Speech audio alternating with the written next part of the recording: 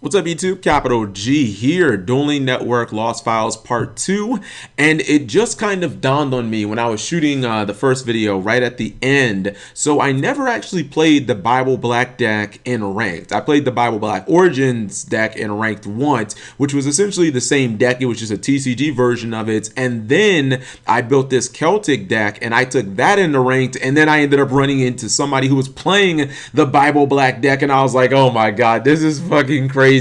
So I ended up running into somebody from my stream in Ranked, obviously, because my rating is so low that other people who have super low ratings from my stream could just jump into a game and they would match up with me. And you guys are essentially going to see that. So this was the Celtic deck that we ended up building. And I honestly didn't feel bad that this deck ended up being a complete terrible piece of crap, because someone asked me to build Celtics and I was like, is that even an archetype? And I still don't really know, because you have like the regular Celtic Guardian and then you have like the obnoxious Celtic Guardian, and there's like one more. It's only like 3 Celtic Guardian cards, and I was like, is this really even an is this one right here? I forget what its name is, but it's like, is this really even an archetype or not? So we kind of had to fill the deck up with some extra stuff. I threw in some Don Zalugs and some Goblin Birds because they're level 4 warriors, so I was like, at least they're rotor targets, we can throw those in there. I threw in a Rescue Bunny because we got the Celtic Guardians, and I did decide I was gonna run Baby Dragon regardless, but I bumped Baby Dragon up to 2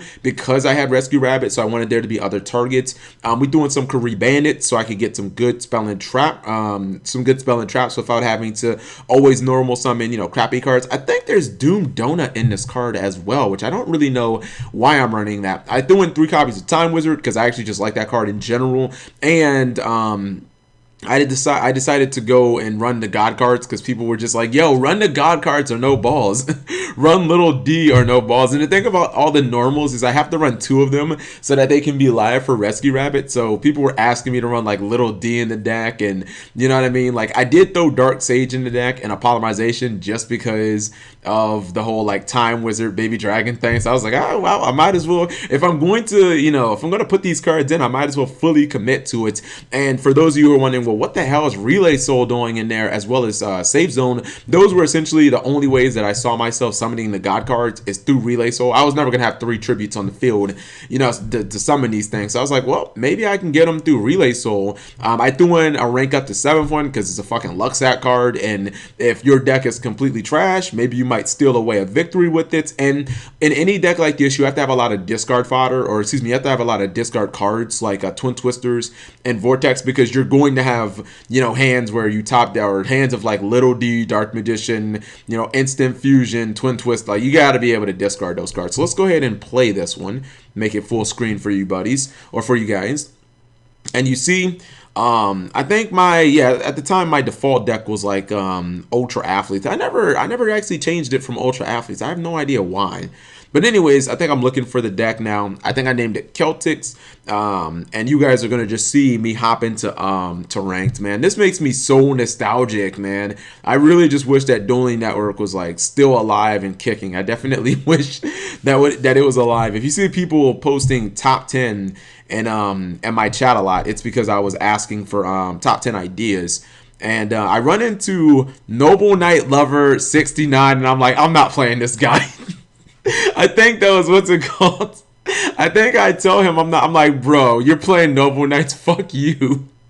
My number 1 stream rule is no Noble. It's like, it literally was like the number. It was like the only rule on my stream for a very long time. It was like, no Noble Knights, bro. I'm like, are you seriously playing fucking Noble Knights? So I was like, all right, well, we'll give this guy a chance. We'll see if he's running. Maybe it's just a troll name. Maybe he's not actually running Noble Knights. He says most times, but not this time. So once he told me he wasn't running Noble Knights, I was like, oh, okay, well, if you're not going to run them, then I'm fine with you. I think I can duel against, non-Noble Knights. Now, he's running a 60-card deck, and I was like, okay, it's interesting. 12 cards in the extra deck. I mean, who am I to talk about 60-card decks? I'm running a 60-card deck as well. And I did open up with Rhoda, but 2 Celtic Guardians. And this is why I run things like 10 Goldfish, is so that I can summon, like, I can just unload my hand. Because, like, you don't really want to summon these crappy cards. I summon my obnoxious Celtic Guardian. I'm like, yo, take that. Get in for that 1400. This motherfucker top decks rank up to 7th one, and I'm like, are you fucking kidding me? I mean, don't get me wrong, I do the same thing, but It sucks when someone does it to you. Like, I couldn't imagine going to an actual premier event and having somebody actually get like rank up to 7th one on you. Like, that just must be demoralizing. So he goes into C101, which I would have to imagine Shark probably used that on a TV show, right? I wonder if he probably ranked it up. He probably did. He probably ranked it up like the right way. He probably didn't use like rank up to 7. You know what? They probably did use rank up to 7 on the show. But he then activates Interrupted Slumber. And at this point, I was starting to question what his deck actually was. And I was like, bro, are you running my Bible Black deck? Like, I was like, this kind of seems like it could be my deck. Now, he ends up blowing up his 101, but it is going to come back anyways. But I was just like, why would you? It's kind of weird that you would actually do that. You know, that you could summon, like, you'd summon the card off the rank up 7th one, and then you basically blow it up. But he is going to absorb. And this is when I caught on. I was like, bro, are you running my Bible Black deck? Like, oh my God. And then he summons Baby Dragon. I was like, yep, that's my deck. I was like, bro, I know my own deck. I know my deck when I see it. So right now, I'm kind of getting smacked around. And he actually almost games me here. Thank goodness he played that Upstart Goblin though. If he didn't play that Upstart Goblin, I'd be in he says I got this off Sladra's channel. Oh my goodness. Yo, Sladra, that next level deck building though. He says your deck, I'm telling him his deck is fucking OP as shit. Cause I mean it is, dude. The Bible Black deck, had Dueling Network not go down, or had it not went down, I would have tried to get it into like, I don't know, maybe into like the top 200, something like that. Now I do have Regeki and Wabaku, so there's no way he's gonna kill me. If he didn't OTK me that turn, I figured I at least had a couple of turns where I could like chill, I could kind of stall. I'm looking at my extra deck. I'm thinking maybe I can make a play with like Instant Fusion. I do think I run Norden here. So I'm thinking about going maybe 101 on his 101 and then going for a spicy Regeki play, knowing that I've got Wabaku to kind of back me up. So that might be what I do here. Yep, I think I go for Norden, and then I activate the Celtic Guardian. Now, the thing about the Bible Black deck is it doesn't really run any like good traps, so even though he has a set card, it's probably like a Twin Twister or probably like some terrible bluff card that is not going to do anything here. I was thinking, I don't know why, I think I should have Regeki'd. I was thinking about maybe Utopia the Lightning. Yeah, okay, so that seems like a pretty good play. But I definitely should have Regeki. Okay, there we go. There's the Regeki. I'm like, bro, what are you doing, Cap? You're so bad. All right, so I do Regeki, get rid of the Baby Dragon. The 101 doesn't actually die, which is not that big of a deal because obviously I can just kill the thing with the Silent Monarch effect, and then I get the rank up again, or excuse me, I get the Xyz again. Wow, this actually feels like Yu-Gi-Oh! Zexal. There are like so many Xyz on the field. I think maybe, what's it called? Dark Rebellion Xyz looks actually pretty good here. Yeah, that's what I think I might go for. Dark Rebellion Xyz, because I can take 1400 of his attack, and then I'll have like 2 huge beaters on board, and I should be pretty good at that point. Yeah, especially back with a Wabaku and a reinforced in the army. Like, I felt really good about this duel at this point. I was like, I think I'm gonna beat my own deck here. I mean, granted, I have less than 800 life points, so Cowboy could kill me, but I want to say Bible Black doesn't run Cowboy. I don't think it runs, what's it called? So I'm telling him Discharge Treason. I think that's what it is called on the show, on Yu-Gi-Oh! RV. I think it's called Discharge Treason. Or no, it's Treason Discharge. It's something like that. When Dark Rebellion activates its effect, that's what's it called? That's what like Yuya or Yuto like always says, like Treason Discharge. It's all right. So I'm gonna attack him directly.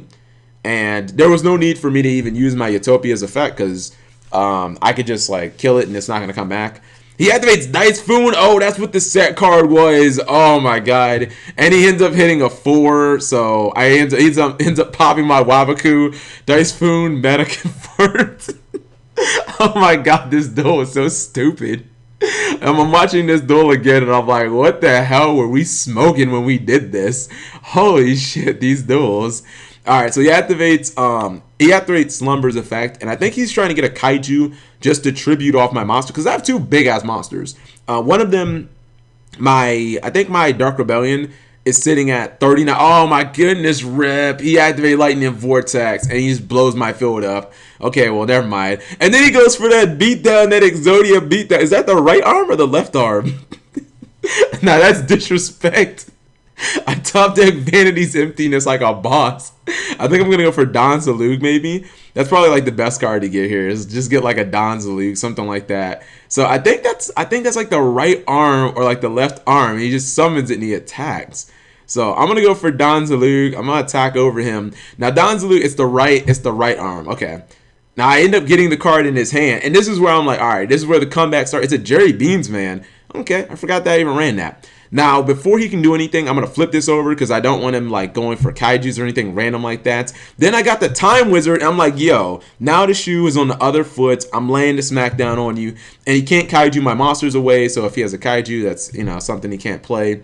All right, and I'm feeling really good about my position. Granted, I'm only doing 1900 per turn, but it still looks pretty good. Now, he has a Neospatian Grand Mole, which it can allow him to at least, like, you know, stop some of the damage or whatever, because he can bounce Don Zalug to the hand. Man, they need to put Grand Mole at 3. Like, I mean, in these, like, really terrible trolley decks, I would probably actually run, you know, like 3 copies of, like, a Grand Mole, because it's, like, a really good card, especially if you have, like, Fairy Box and stuff like that. All right, I attack him again with Don Zalug, and I end up hitting the Grand Mole out of his hand. So now at this point, I'm like, yo, okay, well, I pretty much got you, buddy. I got the Twin Twisters that I'm going to set, probably use it next turn if he tries to, you know, activate any stall or whatever. You know, if he, like, because the Bible Black deck does have things like Fairy Box that can, like, stop attacks and whatnot, so I didn't want to have to deal with that. Now, he set a card, and I could have just attacked, but I didn't really know what it was, and I didn't want there to be a possibility of me attacking into like a 2000 beater. So I was like, well, on the TV show, whenever Joey gets into a problem, he basically uses Time Wizard, and he ends up winning the duel. So I was like, yo, let's just activate Time Wizard, you know, Time Roulette go.